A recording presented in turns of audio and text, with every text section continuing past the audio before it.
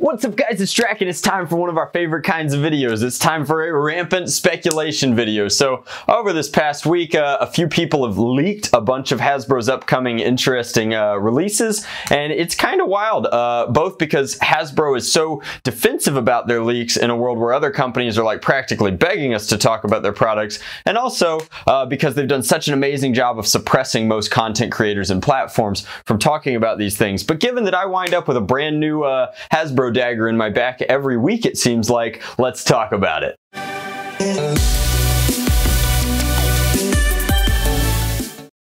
So let's kick off the video with our favorite subject, Ultra. So we have information on upcoming Ultra releases, some of which are pretty exciting, some of which are not.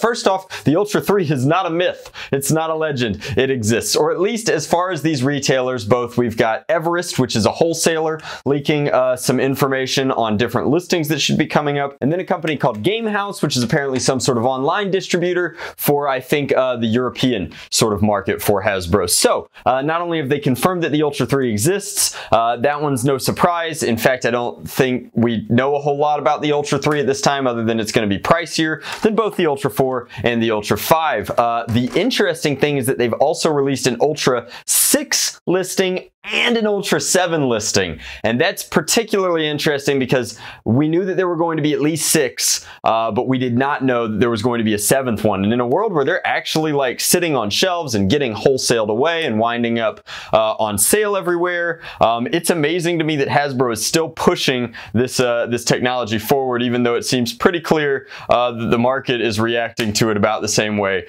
that we did. Of particular interest, blasters notwithstanding, is my favorite subject, the darts. How much do lies cost in Europe? Well, Game House has released pricing for a large pack of Ultra darts, which is presumably coming with these later blasters. It's a 45 dart pack for about 25 euros, which, dropping aside, translates to about 30 bones. Do the math, that's about 66 cents a dart, which is worse than the 50 cents a dart you pay in the States for Ultra darts, which is pretty rough. Part of that is like EU taxing and shipping costs, although they don't have to come as far from China to, I don't know, I'm not a doctor, but it's pretty clear that these darts aren't getting any cheaper anytime soon, with the exception of when retailers put them on clearance, at which point you still shouldn't buy them, because the most exciting things happening in Ultra are clearly some of these rebarrels for Elite darts, particularly for the Ultra 2. Moving on. And the leaks start coming. And they don't stop coming, and they don't stop coming, and they don't stop coming. So the big news from Amazon France, which is also leaking Hasbro's info, is that there's going to be an Elite 2.0 line. Now this makes a ton of sense. If you take even the briefest of peeks at Hasbro's current share price, it's pretty clear that when an animal is wounded, it returns to strong things, familiar ground that it knows will work. And Elite is really what ballooned Nerf into this supermarket dynamo that it is today. So it makes sense that in a time of great need, they would return to the cult classics. And they're good blasters that they already have the molding and tooling for. They know that the market likes them and will react well to them. What's interesting about this is in Amazon's French listings, there are a bunch of new names, which may be rehashings of old things, and maybe new blasters, which would be particularly exciting. Of note, they do have complete descriptions for what's going to essentially be a Delta Trooper, which is sort of yuck, and a Rapid Strike, which is amazingly exciting. Reskin, rehash, who knows what this color scheme is going to be. Maybe it'll be a continuation of this drab,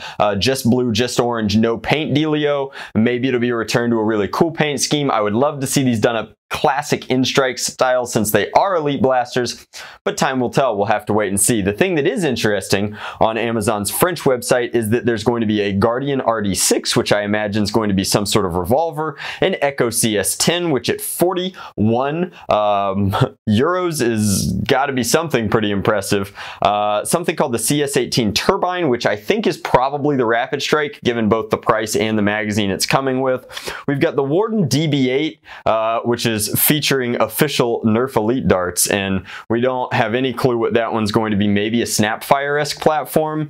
The Phoenix CS6 coming in at 27 euros, which I want to say would have to be some sort of like flywheel powered blaster. Pick your favorite micro flywheel blaster. I have no idea. Maybe a Strife reskin, and then the Trio TD3, which is almost certainly going to be a triad in some form or fashion, given its low cost of entry.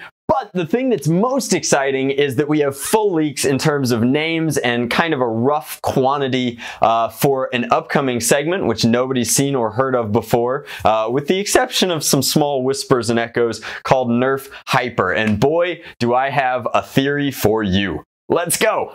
So Nerf Hyper is definitely the big buzzword. There's a lot of questions. Is Hasbro getting into gel balls? Is Hasbro doing something with half-length darts? It's pretty clear that Hasbro thinks that the key, whether they're right or wrong in this assumption, to kind of beating some of these Amazon wholesalers, knockoff darts, competing market segments, etc., and so forth, is not to actually play ball on our level, but is to instead create new market segments with completely unique ammo typings in the hopes that they're going to be able to capture that before it gets knocked off and the cycle continues constantly. That's actually really bad for consumers because it doesn't let you build up ecosystems like Elite with just a litany of different options. Obviously, when everything is cross-compatible and there's tons of different options at loads of different price points from tons of different designers, the customer's the one that wins because they get just smorgasbord of different choices for different budgets, etc., and so forth. And in particular, it becomes a modder's paradise because cross-compatibility in things like ammo and attachments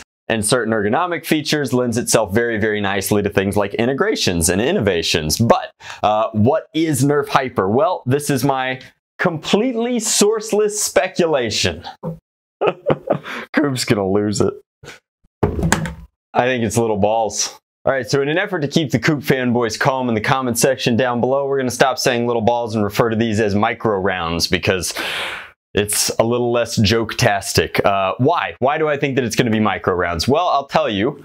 This speculation is completely baseless. It's rooted in personal experience, whispers and echoes from just being a part of this industry, and then most importantly, their own nomenclature. I've seen a lot of different Hasbro names over the years. So when I see something with nomenclature like Hyper Slam 60, Hyper Hail 100, and Hyper Jab 40, I'm immediately trying to figure out if this is something funky like a 2100, or a 1200, or a 3000 from the Rivalverse, and I think not. I think that those numbers have to be the indicators of onboard capacity for these blasters, and a perfect example of why Hasbro with some of these distributors has started using code names like the Chameleon and things for their Halo and their licensed blasters to protect the IP of different people like 343 Studios and then Blizzard over at Overwatch. But they're not doing that with the regular stuff, so I highly anticipate that the Slam, Hail, and Jab will have onboard capacities of 60, 100, and 40 rounds in particular. And I think that they're going to be micro rounds. And the main reason that I want to drive that point home is that this line also comes with a mask, which indicates that the rounds would be smaller,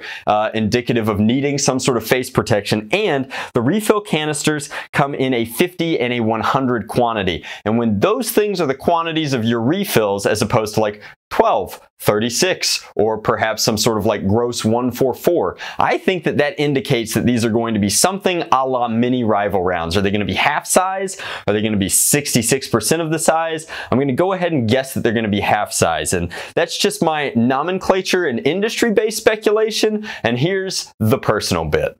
So it's no secret that the rival rounds being omnidirectional have been huge for Hasbro. They've given them a lot of staying power. They've elevated the hobby or the entry level from a toy perspective up to ages 14 and up, whereas you start to lose Nerfers in their teens. That's pretty cool, and it's been amazing for the competitive scene and the Nerf space. I'm a huge fan of Rival, but it's no secret that it did not take long for makers like Luke, for people like My 3D Base, and in particular for modders to make them infinitely turbo better.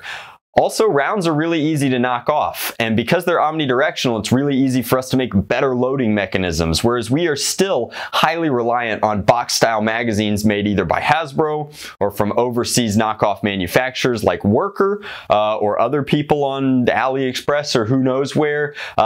It's really easy for us to make homemade tubes that'll fit rival rounds. And in doing so, we've really, I'm sure, hurt the reload market, which has massive profit margins. Companies like Headshot making sometimes better ammo at a lesser price with less packaging waste and more value to the consumer have probably been pretty devastating. And when that sort of thing started happening in paintball way back when I was super involved in like the competitive speedball circuits and what have you, some interesting stuff started popping up. First off, people started playing stock class again because the romance of it was pretty exciting exciting, but one thing in particular, and this just feels like there's nothing new under the sun, was of interest to me when I was a wee vamplet, and that was the Kingman Chaser Eraser sort of thing. And these were particularly interesting because in a 69 or a 0.69 inch diameter for regular paintballs, I want to say that these took it down to something a little bit smaller, about half the size. They came in magazines that were completely different. They were designed to be kind of like police training rounds, but also they could be dedicated match types for pistol rounds. And you can see that my old tried and true Master Chief Eraser here is a little worse for the wear. It's definitely gotten kind of crusty, but this was an entirely new take on shrinking the market segment, creating a new premium product within that market segment, and trying to capitalize on a completely new kind of gameplay experience and space like that. And again, all the speculation is baseless. I'm quite certain I'll be getting a call if I'm anywhere close to the money, but that's my take. I think that we should be expecting micro rounds. Rival is definitely over under one of the best performing segments that Hasbro and in particular Nerf has going for it, and I highly anticipate doubling down on that. And what better way to capitalize on something that you've already built a brand around and become really good at in terms of omnidirectional ammo than to shrink it, recapture that space, and try and make something a little more competitive, a little more interesting within it. Now, are dimpled micro rounds going to be competitive on the same wavelength that things like Dart Zone and Jet and Worker are cooking up in their factories? I have no idea, but it's interesting, and as I am quite fond of saying, I actually really like the idea of Hasbro going high and making premium products that are actually premium products. So assuming these blasters are good, I'm going to pick up every single one of them, put them through their paces, test them against competitive Nerf blasters, test them against stock Nerf blasters, and see what comes out on top. I think that Nerf Hyper is pretty exciting. I'm really looking forward to seeing what comes of it.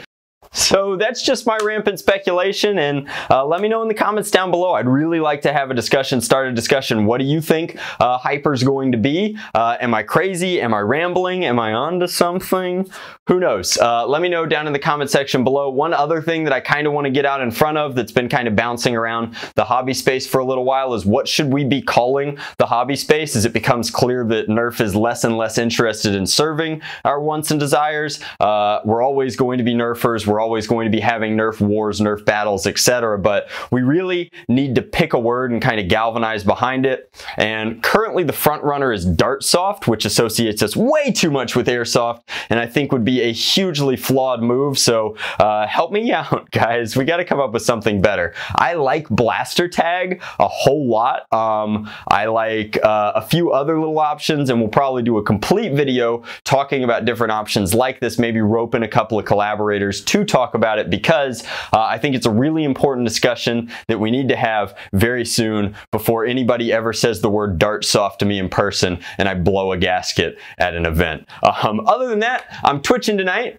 both in my head and actually on the internet. We're playing through Halo C. As I mentioned in my Halo video, I'm just a really old school fan of the franchise. Halo C just dropped on the Master Chief Collection. That's twitch.tv/VampireDrac. We're on mission 3 right now. You can watch missions 1 and 2 on my Twitch replay if you're interested, but that should be going live right at around 10 p.m. Eastern Standard Time, and I'd really love to see you guys there. It's always super exciting to interact with fans while I'm doing something that I truly love, and I really like playing on Twitch as much as I think some of the modification stuff might be moving to YouTube in the future, because that was pretty exciting as well. Video gaming clearly belongs on Twitch, and I would love to share that campaign with you guys if you've never played the origin story of the entire Halo universe at this point. But would love to see you on Twitch, twitch.tv/VampireDrac at 10 p.m. and we can talk about new names for the hobby while we're at it. Oh geez, much love. Nerf on, Drac out.